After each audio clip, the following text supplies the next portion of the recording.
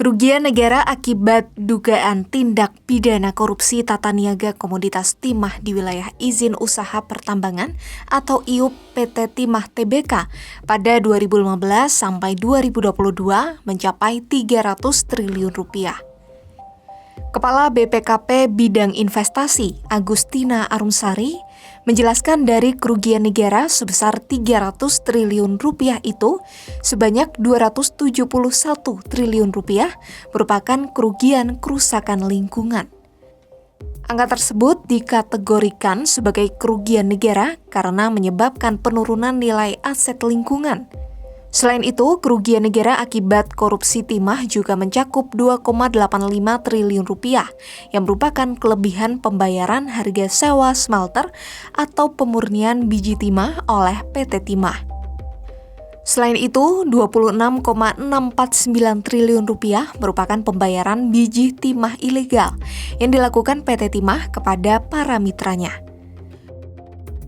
Kami mengumpulkan dan mengevaluasi bukti-bukti yang kemudian sampai pada kesimpulan adanya kerugian keuangan negara sebesar 300,003 triliun. Angka detail sampai ke digit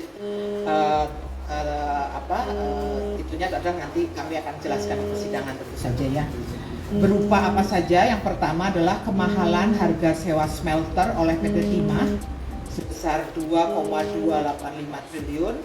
Yang kedua adalah pembayaran biji timah ilegal oleh PT Timah kepada mitra tambang PT Timah sebesar 26,649 triliun.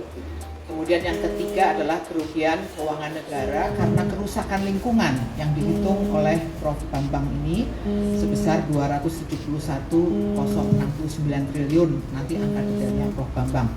Mengapa ini masuk dalam kerugian keuangan negara? Karena memang di dalam konteks neraca sumber daya alam dan lingkungan, kerusakan yang ditimbulkan oleh tambang ilegal merupakan residu yang menurunkan nilai aset lingkungan secara keseluruhan.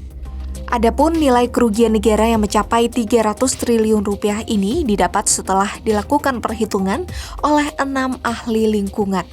Selain itu, ratusan triliun uang ini juga bukanlah potensi kerugian, namun kerugian yang nyata. Sejauh ini, Kejagung sudah menjerat 21 tersangka dalam kasus korupsi timah. Beberapa tersangka itu seperti contohnya suami artis Sandra Dewi, Harvey Muiz, selaku perpanjangan tangan PT RBT.